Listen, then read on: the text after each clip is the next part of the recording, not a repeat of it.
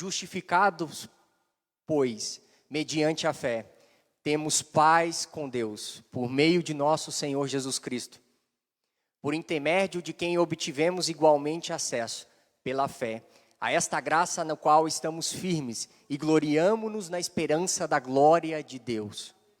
E não somente isto, mas também nos gloriamos nas próprias tribulações, sabendo que a tribulação produz perseverança, e a perseverança, experiência, e a experiência, a esperança. Ora, a esperança não confunde, porque o amor de Deus é derramado em nosso coração pelo Espírito Santo que nos foi outorgado. Porque Cristo, quando nós ainda éramos fracos, morreu ao seu tempo pelos ímpios. Dificilmente alguém morreria por um justo, pois poderá ser que pelo bom alguém se anime a morrer. Mas Deus prova o seu amor para conosco pelo fato de Cristo ter morrido por nós, sendo nós ainda pecadores. Logo, muito mais agora, sendo justificados pelo seu sangue, seremos por ele salvos da ira. Porque se nós, quando inimigos, fomos reconciliados com Deus, mediante a morte do seu Filho, muito mais, estando já reconciliados, seremos salvos pela sua vida. E não apenas isso, mas também nos gloriamos em Deus por nosso Senhor Jesus Cristo, por intermédio de quem recebemos agora a reconciliação. Amém? Até aqui, curvamos nossas cabeças, vamos orar a Deus.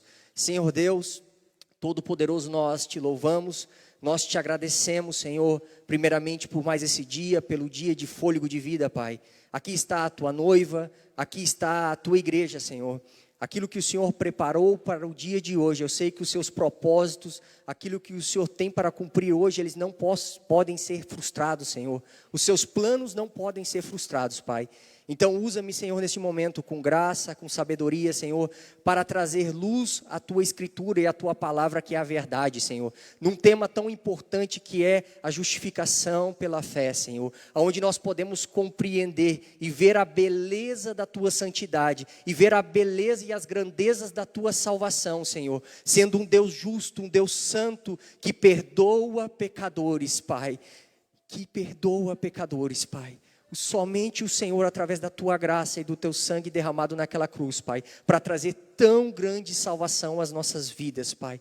Espírito Santo, tenha liberdade em nosso meio, e nós oramos no nome de Jesus. Amém. Amém. Podemos nos assentar. Amém. Irmãos, então o nosso tema hoje é justificação pela fé. E esse tema é um tema muito importante para a igreja, porque nós vamos tratar sobre a salvação, nós vamos tratar de algo importantíssimo para a nossa vida como cristãos, e até mesmo aqueles que não são cristãos, aqueles que não têm uma aliança com o Senhor. Através dessa mensagem, que é um exemplo, vamos dizer, o coração do Evangelho, você pode compreender o tamanho da dimensão do amor. Muitas vezes nós falamos que Deus, quando Ele morreu na cruz do Calvário, Ele morreu para nos salvar dos nossos pecados, as nossas ofensas, Ele morreu em nosso lugar, Ele nos substituiu. E isso é verdade. Mas há uma dimensão, há uma profundidade nesse amor. E que o apóstolo Paulo, através desta passagem, ele nos traz, que é a justificação pela fé. A palavra justificação quer dizer, segundo o dicionário, primeiramente, fazer justo, tornar justo no juízo de alguém. Ato de justificar, de explicar a razão ou motivo para fazer ou deixar de fazer alguma coisa. Fundamentação, explicação. Aquilo que se usava para dar essa explicação. Razão, motivo, justificativo. Essa palavra que o apóstolo Paulo ele usa, é uma palavra usada nos tribunais. É uma palavra usada principalmente no termo jurídico, dentro de um tribunal.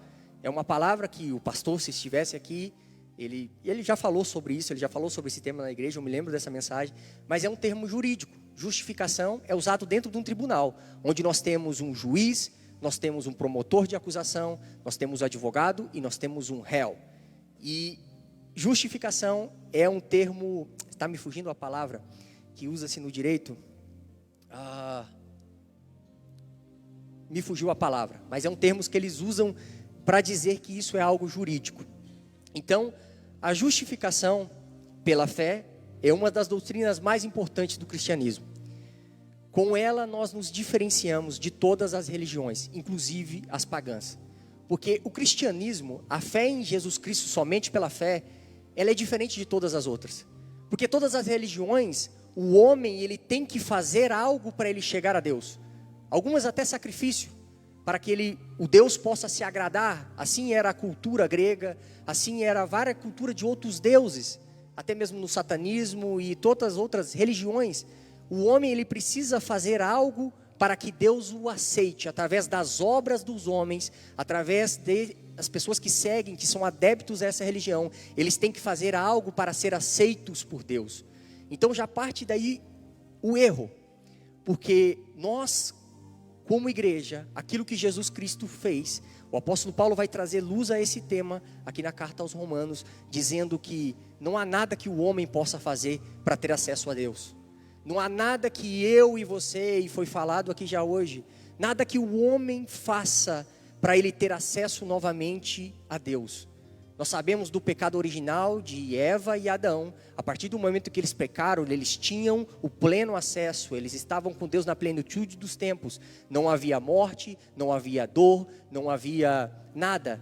O homem trabalhava, porque muitos pensam que no paraíso o homem não trabalhava, mas o homem trabalhava, dava nome aos animais. Mas ele não tinha que suar do suor do seu rosto para comer. Todos os dias ele tinha alimento disponível. Hoje nós homens, um fruto do pecado, nós temos que trabalhar, suar, labutar, até não ter forças. Quando ele usa labutar, é exatamente você não ter forças mais para nós conseguirmos o alimento. Isso é uma consequência do pecado. Mas o homem não há nada que ele faça que ele consiga voltar a Deus. Então, todas as demais religiões, elas incluem e evidenciam obras humanas para se achegar até Deus. E tamanha a importância dessa doutrina, onde nós colhemos frutos até hoje dessa doutrina, foi o pontapé inicial da reforma. Um monge agostiniano chamado Agostinho Lutero, em 1517 ele pregou as 95 teses, mas ele começou a estudar um pouco antes. Vocês, não sei se todos conhecem a história da reforma, mas esse padre, esse monge, ele era muito devoto a Deus. E ele, quando você assiste o filme, você vê que ele se martiriza muito diante de Deus por causa da sua mente, o seu coração, os pecados. E ele começa a fazer penitências a Deus, porque ele via quão mal ele era perante a Deus.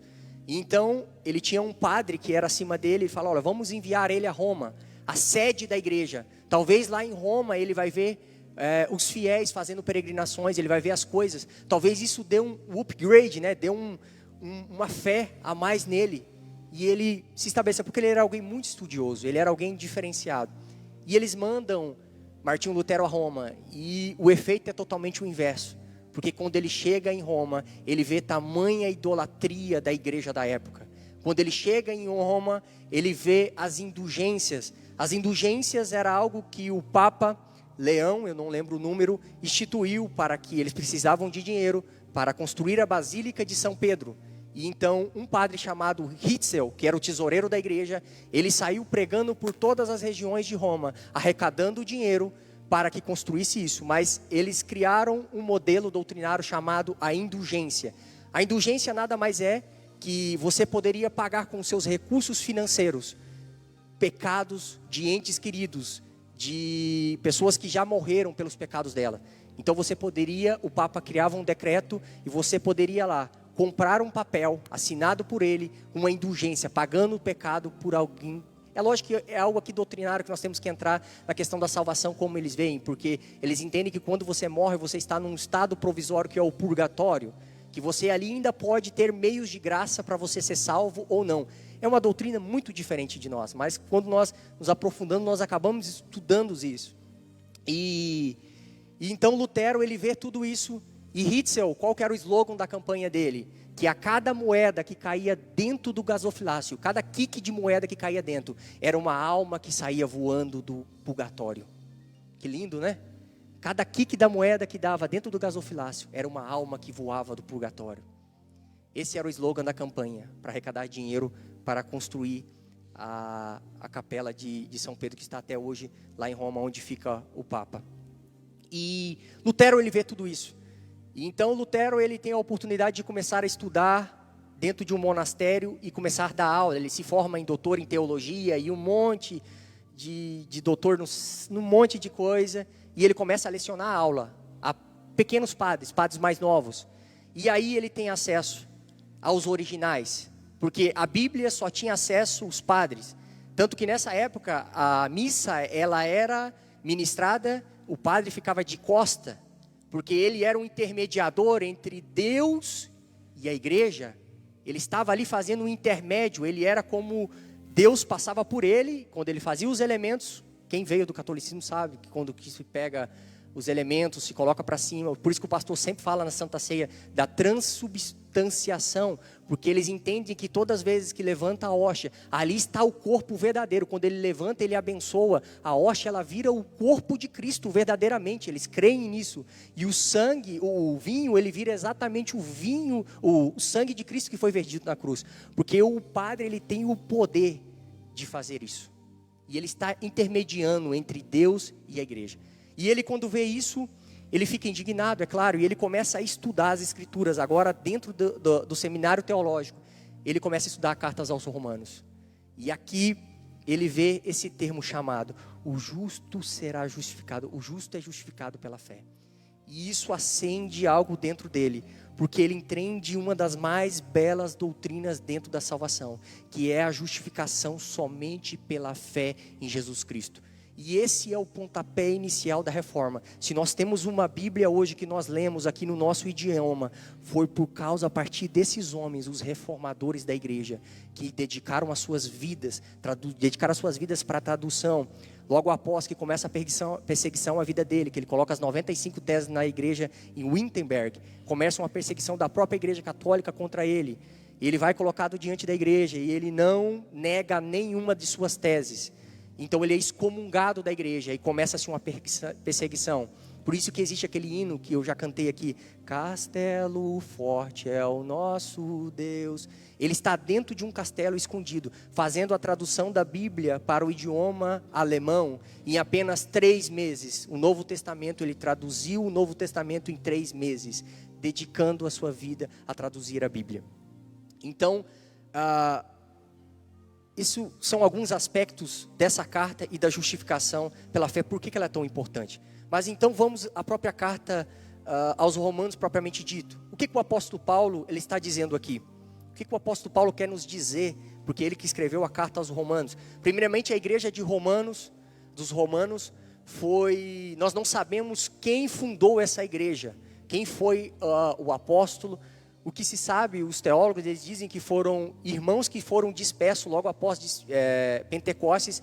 Eles fugiram para essas regiões quando começa a perseguição para a igreja. Pessoas desconhecidas criaram essa igreja. Então, quando o apóstolo Paulo está escrevendo essa carta, ele até começa no capítulo 1, defendendo as suas credenciais de apóstolo. Ele começa dizendo que ele é apóstolo pelo próprio Cristo. Ele se apresenta como escravo de Cristo, porque ele usa ali um termo chamado doulos. Ele se coloca como escravo de Cristo e ele defende o seu apostolado. E logo no capítulo 1 ele já começa a apresentar a sua teologia, aquilo que ele vai tratar nessa carta.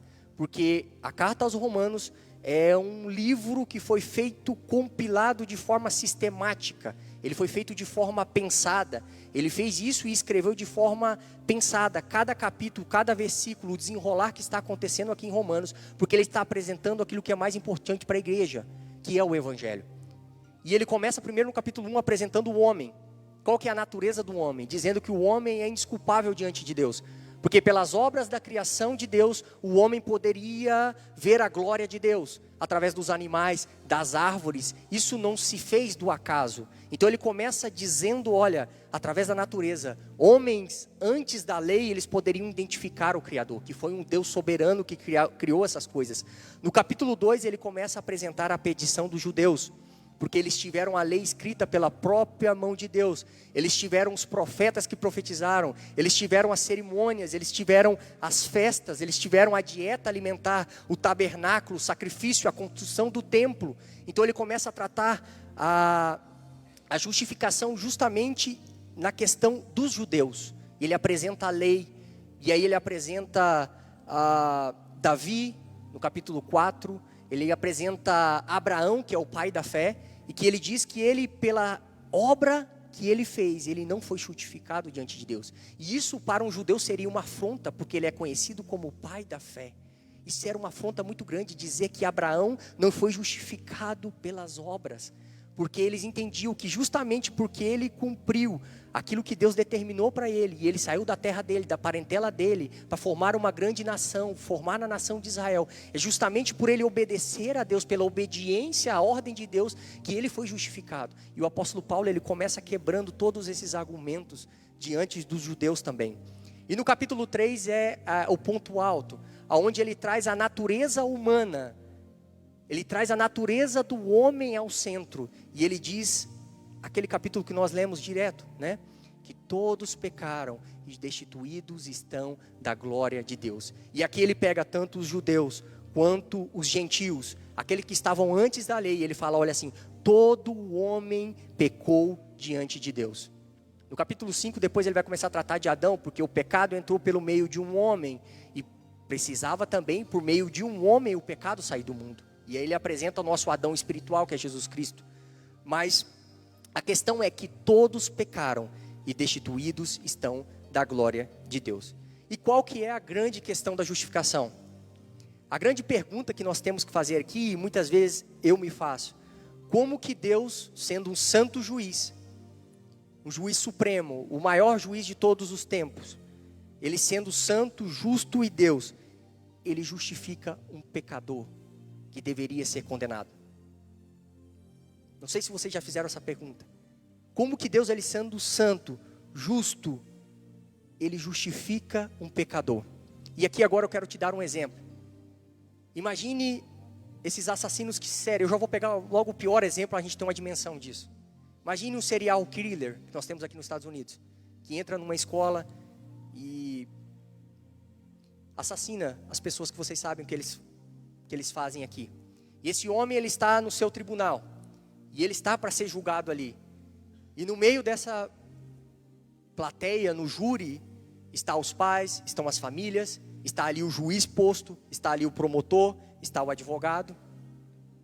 E o juiz, no momento dele dar o seu veredito, no momento dele dar a sua condenação, dele bater o martelo, dele dar a última sentença, uma pessoa lá no meio diz assim: ei, espera lá, ainda não, juiz.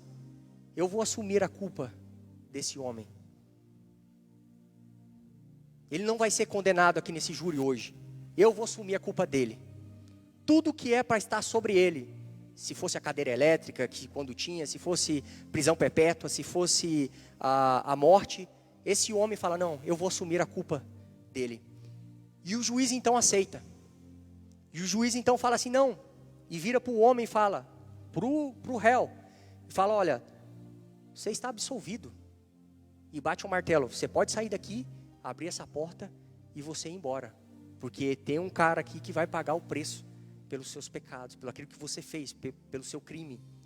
Eu te falo, qual que é a indignação do seu coração? De um pai, de uma pessoa vendo uma coisa dessa? Ele tem que pagar o preço. Ele cometeu um crime, ele está nos Estados Unidos da América, nós temos uma lei. Ela tem que ser seguida a rigor, ela tem que ser cumprida na vida desse homem, para nunca mais acontecer isso. Ele tem que ter a cadeira elétrica, ele tem que ser morto da pior forma possível. Isso é injusto, talvez nós usaria. Isto é injusto, esse juiz é corrupto. Agora vamos trazer para a nossa situação diante de Deus. A palavra diz que nós estamos condenados pelos nossos pecados e pelas nossas ofensas diante dele. Nós merecíamos a morte, porque o salário do pecado é a morte. Nós temos uma lei moral, espiritual, que era a lei que ele deu a Moisés, dos 10 mandamentos. Se aplicava aos judeus, mas também todos os homens, porque a lei é santa, ela é justa. E aí Deus envia o seu filho, para se tornar criatura, 100% homem, 100% Deus. Ele vive entre nós, e ele decide morrer na cruz do madeiro, pela minha e pela sua vida, para pagar o preço, pelas nossas vidas. Parece, nisso nós vemos a justiça, porque nós falamos: não, mas Jesus Cristo pagou o preço por nós. E exatamente isso, ele se tornou maldito, porque todos que morriam na cruz era maldição. Ele se tornou maldito no nosso lugar, porque nós deveríamos estar condenados. E é exatamente isso que ele fez. Então nós estamos diante do tribunal de Deus, onde todos os homens vão passar diante do tribunal de Deus. De todas as épocas, de todos os tempos vão passar diante do tribunal de Deus. E o que vai nos condenar diante de Deus é a própria lei. Porque aqui em Romanos diz isso, que é a própria lei que vai nos condenar. Porque olha só, um outro exemplo. Você pode sair e evangelizar uma pessoa, e você entra dentro da casa dela, e aí você começa a ler a lei, o decálogo. Não adulterarás, não matarás, não... Começa a falar a lei. Ela vai falar, eu não vou dizer que eu sou ruim, mas assim, não sou tão mal. Eu tenho um coração bom. Eu ajudo pessoas, eu dou alimento para os mendigos, eu ajudo quando eu tenho que ajudar. Mas você tem que ver o meu vizinho. Você tem que ver o meu parente. Aquele lá é pecador. Aquele lá usa droga, faz isso, faz aquilo. Aquele lá sim, aquele você precisa falar para ele. Né? Geralmente tira, né? Fala assim, eu não sou tão ruim, eu tenho um coração bom. E muita gente fala isso, o que importa é o coração. O que importa é o que é feito com o coração. Só que o problema é que a palavra diz que o nosso coração é enganoso. Existem caminhos que o coração do homem parece certos, mas eles levam à morte. Olha só. Porque o nosso coração tem uma natureza pecaminosa. E eu sempre uso esse exemplo às minhas filhas. Porque tão pequenininha, muitas vezes já fazem coisas da natureza do pecado. Mentira, enganar, fazer o mal, egoísta. Você quer causar a Terceira Guerra Mundial? Pega um brinquedo, pode ter 50 brinquedos aqui. Mas se tiver um lá, você pegar e der para uma criança um brinquedo, você pode saber que todas as outras vai querer aquele brinquedo e vai espernear. Não, eu quero aquele, mas por quê? Só porque ninguém te deu valor. Mas porque é a natureza. Está lá dentro a natureza de Adão. Você pode ver nas crianças. A gente fala, os anjinhos são inocentes, são lindos, perfeitos, criação de Deus. Mas a natureza, eles têm a natureza. Nós podemos ver nos nossos filhos a natureza pecaminosa. Então, nós estamos diante desse tribunal. E o exemplo da pessoa que eu falei do decálogo, da lei. E aí você fala para ela, fala assim, pera lá, vamos pegar aqui então. Não adulterarás, que é até a brincadeira do 7, né? Quarto 7, né? Que não adulterarás. Vamos trazer para o tempo da graça. Porque nós falamos que o Antigo Testamento era o tempo que Deus era, né, punia os pecados com mais rigor e coisa. Agora nós estamos no tempo da graça, irmão. Nós estamos no tempo de Jesus. O que Jesus disse? Em cima desse mandamento, ensinando para os fariseus e para os judeus. Dizendo, olha, na lei, para você ser pego nesse pecado e ser julgado, você tinha que ser pego em ato consumado, você tinha que ser pego em flagrante. Levantava-se 2 testemunhas, e daí depois das testemunhas arroladas ia se fazer um julgamento, e aí a morte era por apedrejamento. Mas tinha que ser pego no ato. E aí Jesus diz, olha como Jesus interpreta essa parte da lei. Se você apenas olhar para uma mulher e você desejar, ele não fala nem você externalizar com palavras, mas você desejar aqui dentro do seu íntimo e do seu coração, você desejar aquela mulher, você já adulterou. E aí eu te falo, o que tem mais rigor? Você pega no ato consumal, ou você olhar com os seus olhos, onde ninguém está vendo, trazer para dentro da sua mente, do seu coração, e você desejar? Aonde que eu te digo que o pecado, Jesus ele está trazendo a evidência do pecado. E aí quando você começa a falar essas coisas perante essa pessoa, começa a explicar e trazer luz, como Jesus vê o pecado diante do homem, acontece isso aqui. As pessoas se calam. Olha o que diz Romanos 3, 18, 20. Consideram que é inútil temer a Deus. Ora, sabemos que tudo que a lei diz aos que estão sob o domínio da lei, para que toda a boca se cale e todo mundo fique sujeito ao juízo de Deus. Portanto, ninguém será declarado justo mediante dele, confiando na obediência à lei.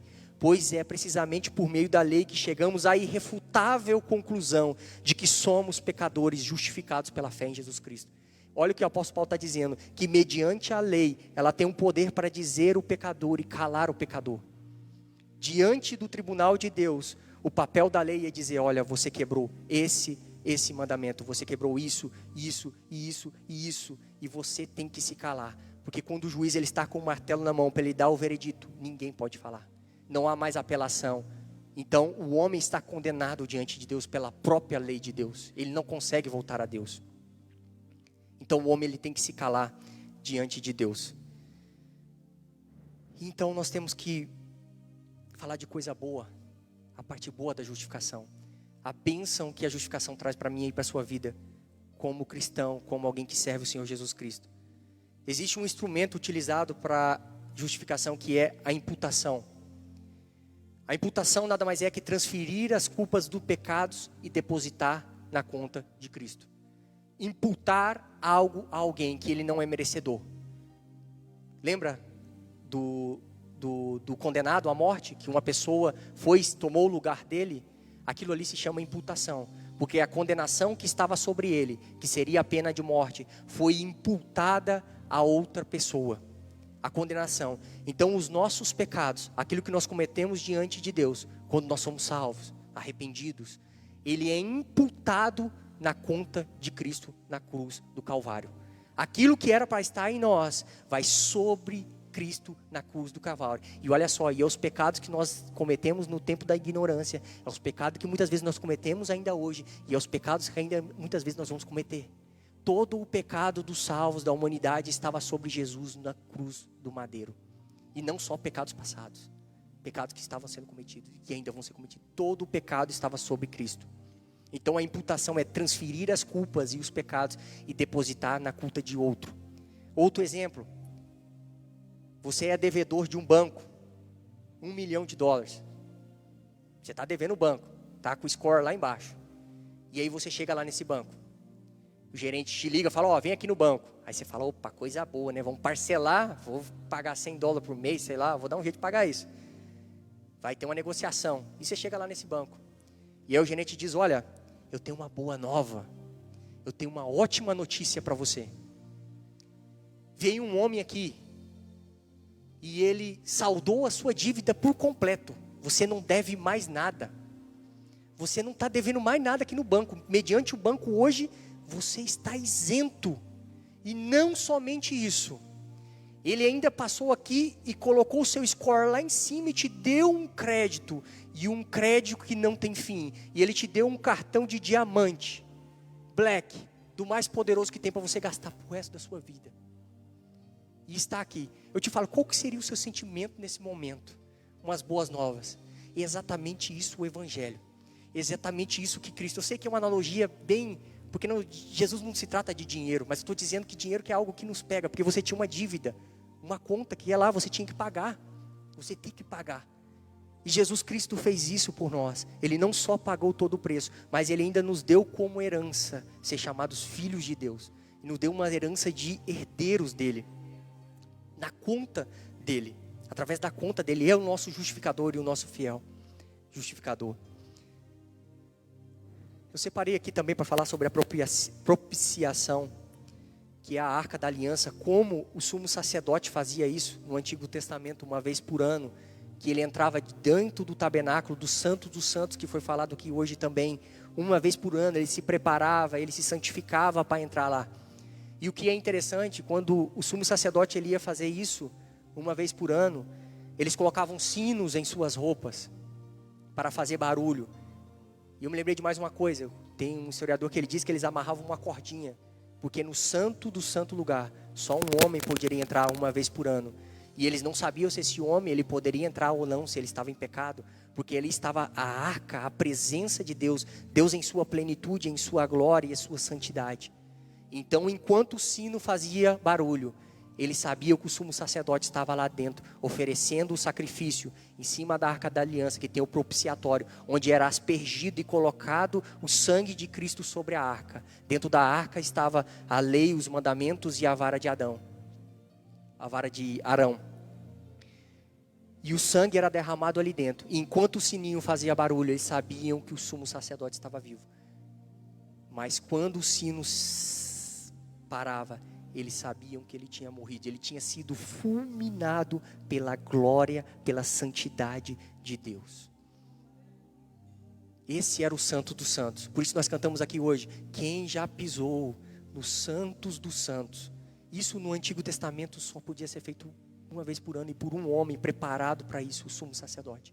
Mas hoje, através de Cristo Jesus, o nosso sumo sacerdote, o nosso sacrifício perfeito, nós podemos adentrar no Santo dos Santos. O véu foi rasgado e nós podemos adentrar e nós temos acesso a Ele, nós temos comunhão com o Senhor Deus. Hoje, olha que maravilha, que bênção que nós temos através da justificação por Cristo Jesus. Versículo de número 1. Justificados, pois, mediante a fé, temos paz com Deus por meio do nosso Senhor Jesus Cristo. Veja que o apóstolo Paulo, ele usa no versículo 1, no passado, justificados, porque foi algo que Deus já fez, não é algo que Deus vai fazer, Deus já fez, Deus já nos justificou de todo o pecado e de toda a ofensa. Deus já nos declarou, já nos pronunciou justo diante deles. Somente por um mediador que é Jesus Cristo, nós temos paz com Deus. Quantas pessoas hoje andam pelo mundo sem Cristo Jesus, não tendo paz, não tendo alegria de viver. Mas nós, que temos a marca da promessa, que temos o sangue de Cristo sobre as nossas vidas, ainda hoje nós podemos entrar no Santo dos Santos. Nós podemos ter paz com Deus, irmãos. A paz não tem preço. Você poder dormir com a sua cabeça num travesseiro, dormir a noite toda e saber que você tem paz. Principalmente com Deus, que você está reconciliado com Ele, com o Pai, e você pode ter um relacionamento. O versículo 2, por qual obtivemos também igualmente acesso pela fé, a esta graça no qual estamos firmes e gloriamos na esperança da glória. Cristo, Ele fez o acesso, Ele abriu o caminho por nós. Ele está à direita de Deus Pai Todo-Poderoso, por onde Ele está orando por nós, Ele está intermediando, Ele está lançando palavras a nosso respeito diante do Pai. Mas que graça, que grandiosa graça é essa que nós podemos estar firmes, porque é um favor imerecido, algo que Ele fez por nós. E nós temos a glória que nos é prometida. O apóstolo Paulo aponta lá para o futuro, e nos gloriamos na esperança da glória de Deus. Versículo 3, e não somente isso, mas também nos gloriamos nas tribulações, sabendo que a tribulação produz perseverança. Nós devemos nos gloriar na tribulação. Tribulação é prensar. Tribulação também pode ser como você derrete o fogo e você passa ele pelo fogo para tirar as impurezas que tem no ouro.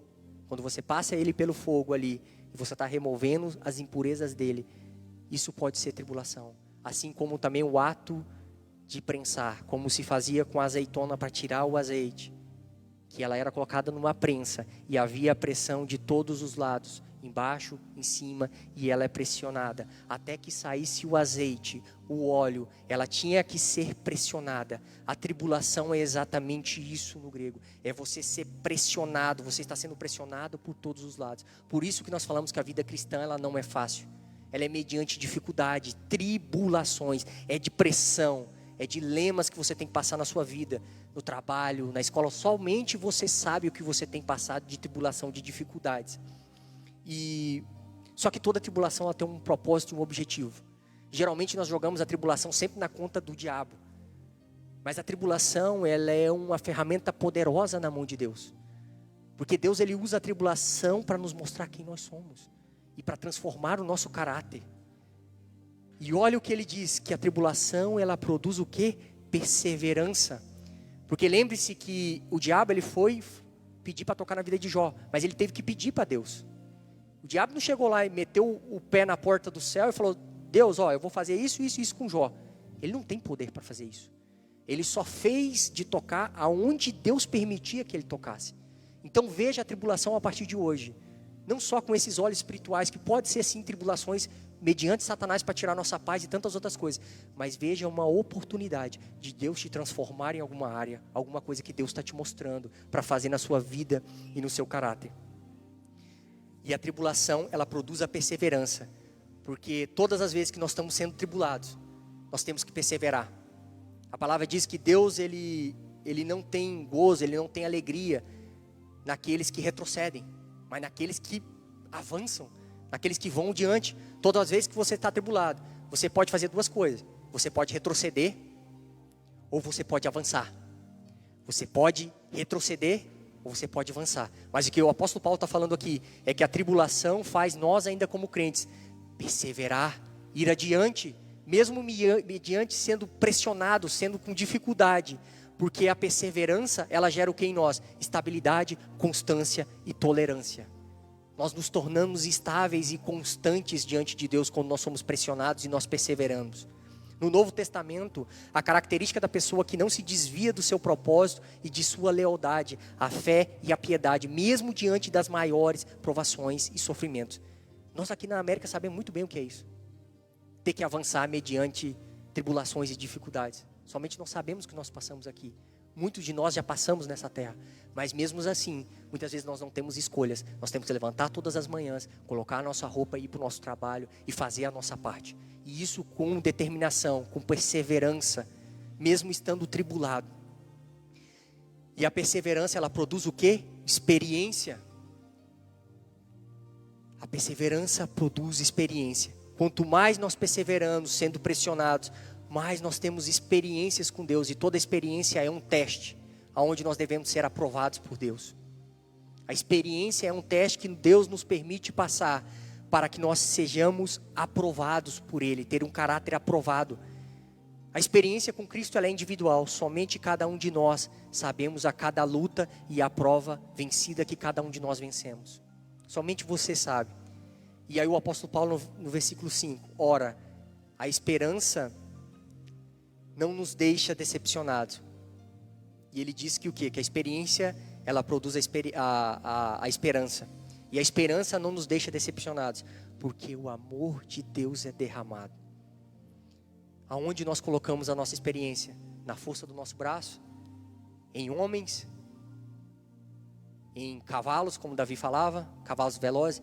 Não, a nossa confiança está no Senhor. Então somente nele. Por isso nós podemos ter esperança de um futuro melhor. Por isso nós temos esperança que o amor de Deus foi derramado na cruz do Calvário por nós. Por isso que o nosso coração, olha, em nosso coração, pelo Espírito Santo que nos foi dado. O Espírito Santo é a marca e o selo que o próprio Jesus nos deu, que ele ressuscitaria, que a obra da cruz ela foi consumada. Quando ele diz está consumado, foi consumado ali sim, o pagamento pelos pecados. Mas quando ele ressuscitou para nos dar vida.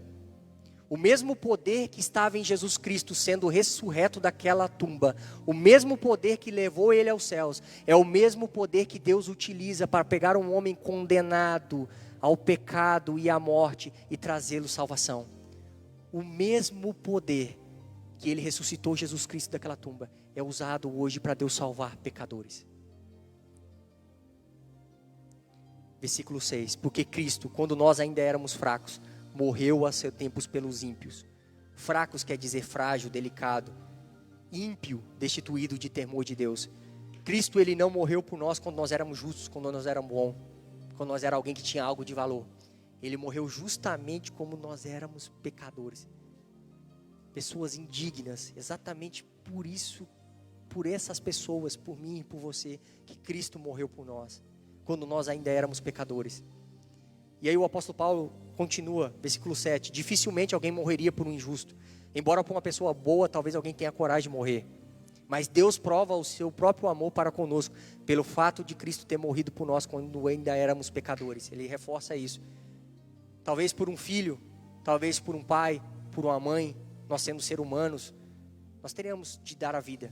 Muitas vezes eu já vi pais falando isso, eu dou a minha vida pelo meu filho, eu tenho coragem de dar a minha vida, se ele precisar de um transplante ou qualquer coisa, né? Nós fazemos isso como pai, nós temos esse sentimento no nosso coração de fazer isso por um filho, de morrer por ele, mas o nosso filho é nosso filho, é o nosso filho, nós amamos ele incondicionalmente também, independente do que um filho faça, você vai amar ele, não é porque se ele faz certo ou errado, filho é filho.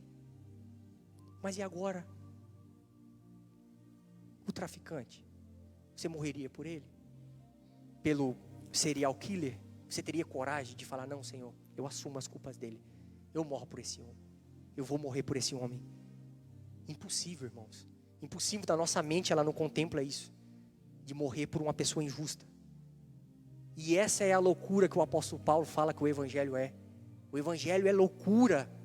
Os sábios, eles viam, mas que religião louca é essa? Que o próprio Deus se torna criatura e morre por gente injusta. Isso é loucura. Isso é loucura. Somente Deus, um Deus amoroso, que se preocupa comigo e com você, poderia fazer isso.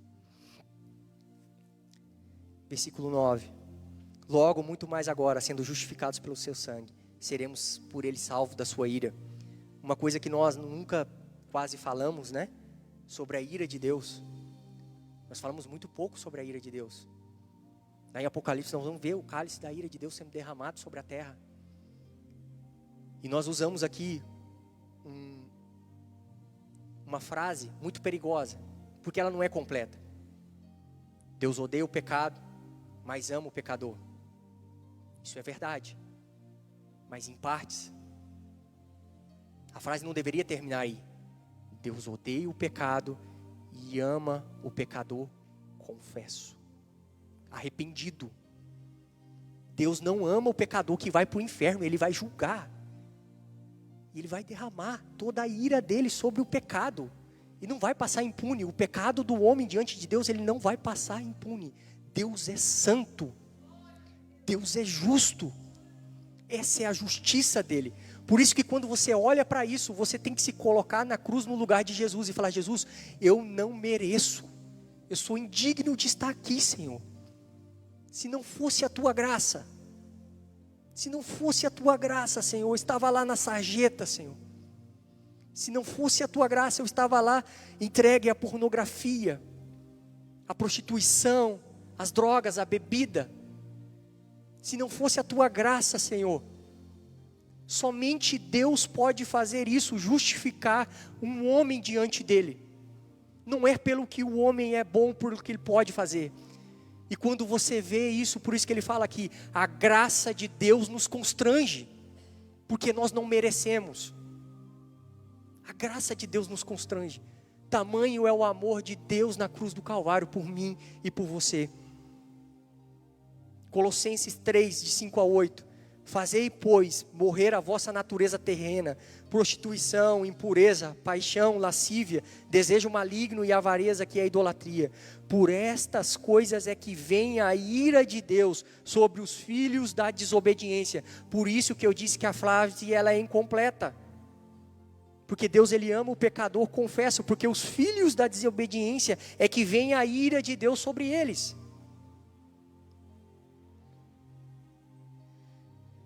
Verso 10, porque se nós, quando inimigos, fomos reconciliados com Deus, mediante a morte do seu Filho, muito mais estando já reconciliados, seremos salvos pela sua vida.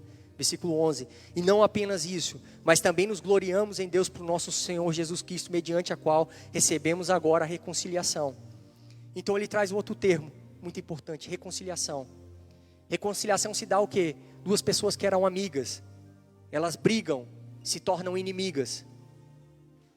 E quando elas se reatam à reconciliação, o homem tinha se tornado inimigo de Deus através do pecado.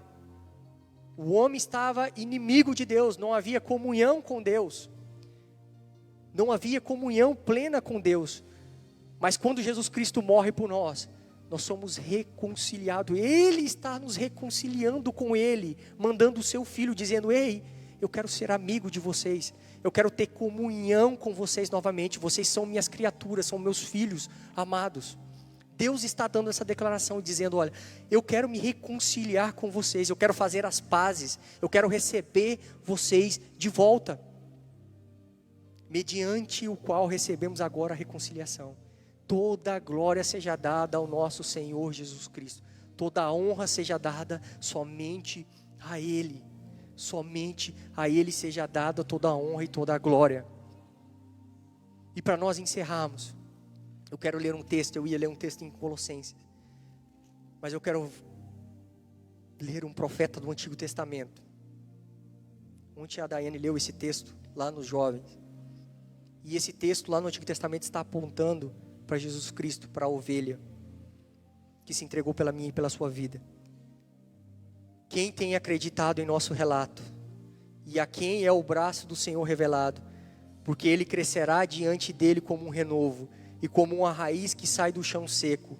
Ele não tem aparência nem beleza.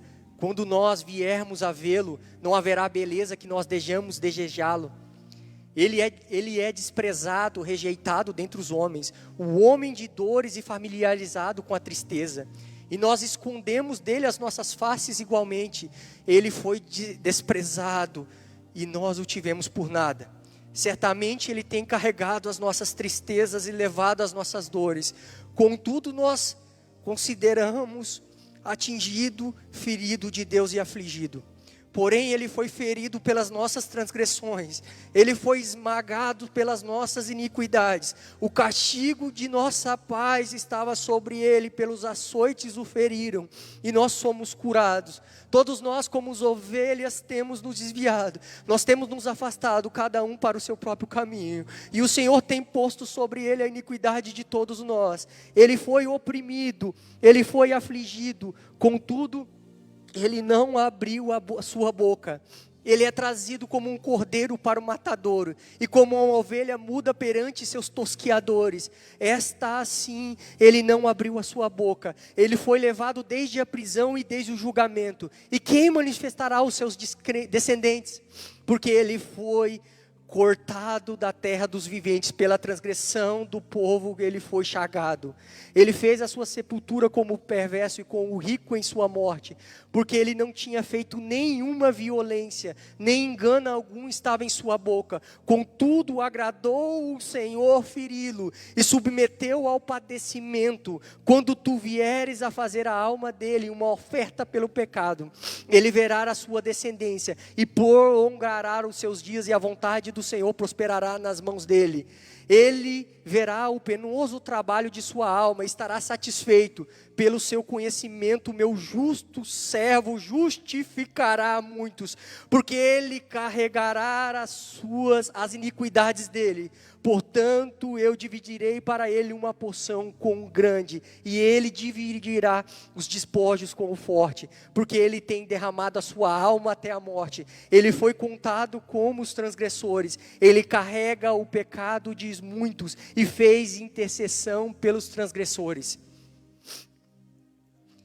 Até no último instante na cruz, Jesus Cristo salvou um ladrão que estava à sua direita ou à sua esquerda. Haviam dois homens, um lhe afrontou, um afrontou a Cristo, e antes dos seus últimos fôlegos, o outro ladrão que reconheceu, ele falou: olha, nós sim somos pecadores, nós merecemos estar aqui, nós merecemos ser crucificados pela lei de Roma, nós merecemos estar aqui. Esse homem não fez nada, esse homem está aqui injustamente, e Jesus Cristo no seu último fôlego, ele falou: ainda hoje estarás comigo no paraíso.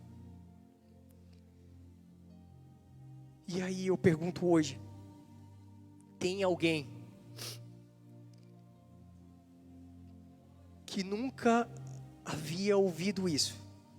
Nunca, talvez você ouviu falar: olha, você é um pecador, você precisa da graça de Deus, Jesus Cristo morreu por você. Mas você não tinha dimensão dos detalhes, da profundidade disso, do que Deus fez através da salvação e a justificação pela fé. E você quer entregar a sua vida para Jesus hoje. Faça isso hoje. Esse mesmo Deus, Ele está aqui ainda hoje. Ele ainda não voltou para buscar a sua igreja. E a justificação pela fé, a salvação pelos pecados, ela está disponível hoje pela sua vida.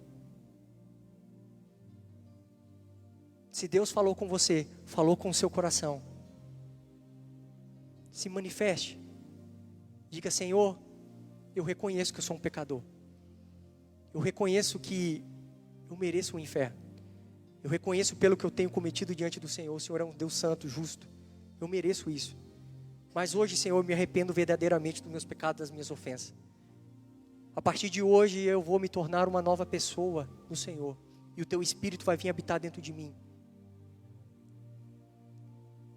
E você vai se tornar uma nova criatura. E as coisas velhas já passaram. As coisas velhas já passaram. Você se torna uma nova criatura. Não deixe passar. Entregue a sua vida hoje para Jesus. Você pode fazer isso aqui no culto. Você pode fazer isso na volta para sua casa. Você pode fazer isso no banheiro, tomando banho. Você pode fazer isso no seu trabalho. Você pode fazer essa oração em qualquer lugar, entregando a sua vida para Jesus Cristo. E depois você vai fazer um ato público, sim, vir à igreja, servir ao Senhor em obediência. Mas você pode entregar a sua vida em qualquer lugar para Jesus Cristo. Amém? Amém. Vamos orar para nós encerrarmos a mensagem. Aleluia.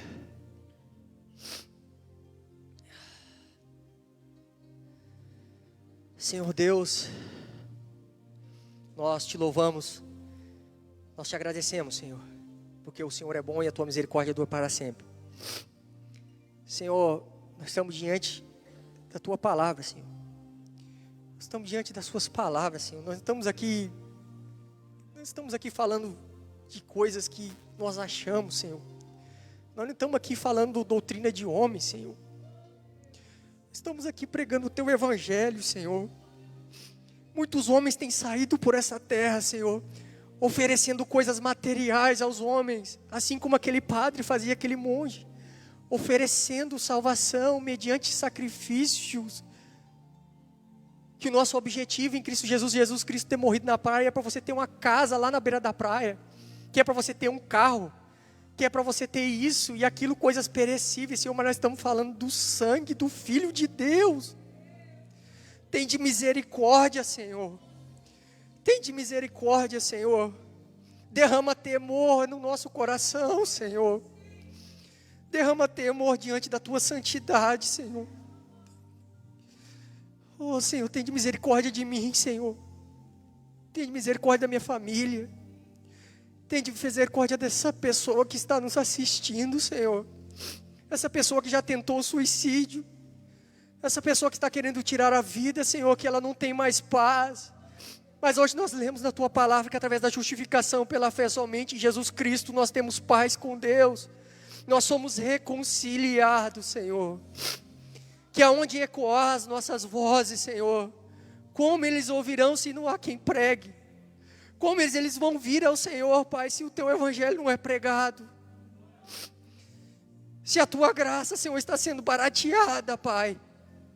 Se homens têm subido na plataforma, mais preocupados com o lucro,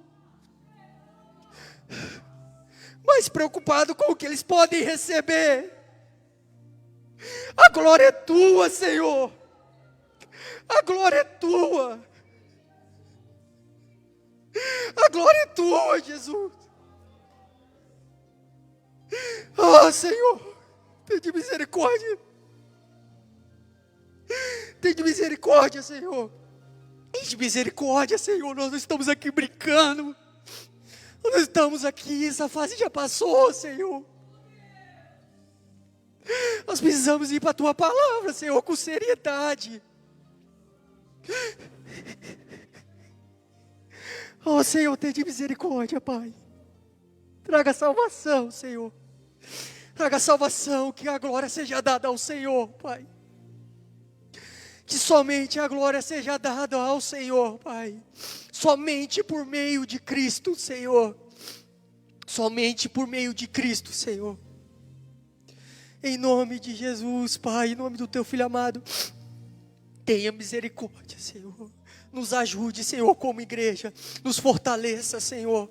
Nos fortaleça, Senhor. Nos desperte, Pai. Nos desperte, Senhor, para fazer a tua obra, Pai. Para cumprir o nosso chamado, o nosso propósito nessa terra. Em nome de Jesus, Pai. Em nome de Jesus, Pai, nós oramos. Agradecidos pelo que o Senhor tem feito e o Senhor ainda vai fazer por nós, Pai. Tamanha graça que nos salvou. Glórias ao teu nome, Senhor. Glórias ao teu nome. Amém.